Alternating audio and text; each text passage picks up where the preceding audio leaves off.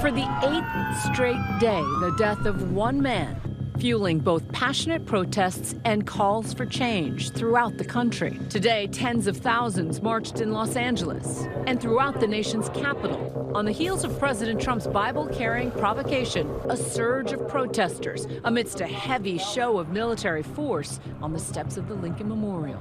The National Guard has been called not only to help law enforcement, but to protect national monuments. I'm here at the Lincoln Memorial tonight. There was a big, very peaceful demonstration. Yes, we said you were very peaceful. A very peaceful demonstration here this evening with the National Guard behind me to make sure this monument is protected, the Lincoln Memorial. The demonstrators are now breaking up. The National Guard will probably stay for some time. And in New York City, some of the largest crowds to date, stretching nearly 30 blocks. There is an endless sea of protesters, and for the vast majority of them, peaceful. And yet they're marching right now very pointedly, very loudly to the mayor's house. She, Osee, is one of them. You're trying to get through this? We're trying to get through this. We have a goal, and this is on our way to our goal. Let's go! Let's go! They're letting me go. The goal clearly is not to have confrontations with the police during the day. It's a peaceful protest. And yet, if you break curfew, you will be inviting that, no? That will be true, but we want to do that in front of the mayor's eyes. We want the mayor to see that himself. Let me ask again. There should be no curfew because we are protesting peacefully. Curfews are now in place in dozens of cities across the country. Keep it going! And in New York, the curfew, the first since 1945, set at 8 p.m. for the rest of the week. It provides a legal reason for law enforcement to contact individuals, detain individuals, and potentially even arrest individuals to get them off the street and prevent them from engaging in destructive or violent activity, such as looting. Windows smashed, stores ransacked, from Macy's flagship store, where the Thanksgiving parade is held every year, to Times Square. People see this moment and they exploit it. And that is criminal activity and that is looting. Police now say many of these are not random, but well-orchestrated crimes by individuals taking advantage of the civil unrest. People who came to do violence in a systematic, organized fashion. That is a different reality we need to grapple with. Allegedly among them, Aruj Rahman and Collinford Mattis, arrested in New York, charged with tossing Molotov cocktails at a police vehicle.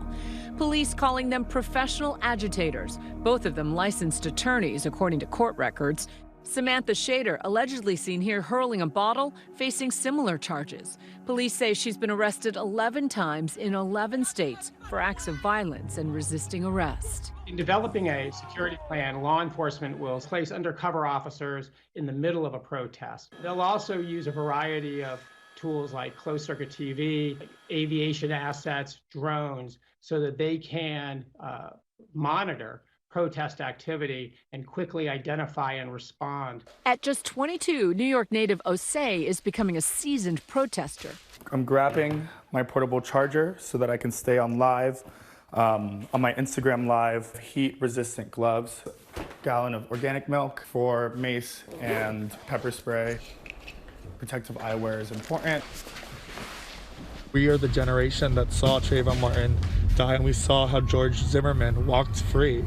And we're angry. We have this pent-up passion and anger, and it's finally blooming. Roughly the same age as Trayvon Martin would be today. She was in high school when Eric Gardner died, pleading, "I can't breathe." All of it leaving an indelible impression. We're fighting for police to be accountable.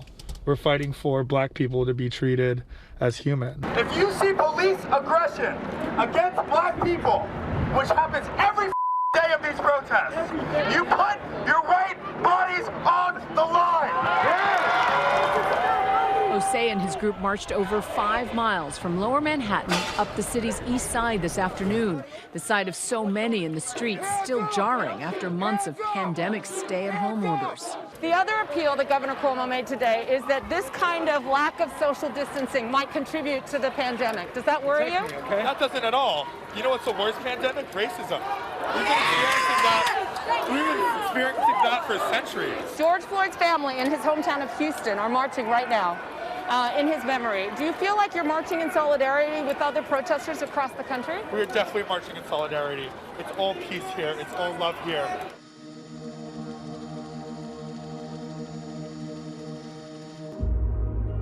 In Houston, the place George Floyd called home for most of his life, his community still coming to terms with his death. What made me cry was because George said, man, I'm hurt. I can't breathe. Mama, help me. Man, I'm my mama's child. I watched his mama right here raise him in that house. I watched him love his mama to death, and his mama had passed 2 years ago. And he was trying to reach out to his mother. Floyd grew up in the 3rd Ward, a predominantly black, impoverished neighborhood on the South Side. Our brotherhood always been there. Rapper Trae the Truth and some of Floyd's other friends took us back to his roots. This is his street. This is where he was born and raised. From the steps of his first apartment. This is the apartment that Floyd stayed in right here. To his childhood home, now empty. He had a Tahoe truck. We'd sit right here in the truck, you know what I'm saying, all night and just talk. To his high school. He really was a gentle giant. He really was about fairness and goodness for everybody. You know, even at the expense of his own hurt, he stood for that. And saying that's what means something. He was known as Big Floyd and rapped alongside DJ Screw and the hip-hop group Screwed Up Click in the 90s. I'm a real G, stay high till I die. B-I-E, except for low I-G. Floyd admired for his freestyling, like in this song titled Sitting on Top of the World. Yeah, he was always Big Floyd. He was always towering over everybody, you know, as a child all the way through adulthood. But his character, he's always been the same. Already, Floyd's death creating change here. His friends saying gangs on the South Side have stopped fighting. Because they feel they don't want to waste the police time and resources trying to catch them for getting into it with each other when they could be using it on get better laws, to pay attention to the stuff that needs to be paid attention to. Today, Floyd's older sister, LaTanya Romania Floyd, speaking out for the first time. I'm just not all together here, okay? But by the grace of God, my family, always been, you know, unity. We're gonna go here and we're gonna make it. She has a message for those perpetrating violence under the banner of her brother's name. You're misrepresenting my brother. That's not what he would do. You know, if you look on Facebook or Instagram and hear him talk, you know, you'll see that's not him. But I appreciate the love, but there's ways to go about that.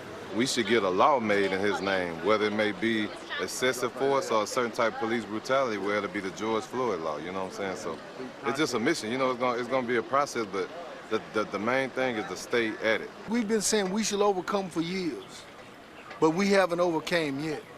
So now it's time for true change.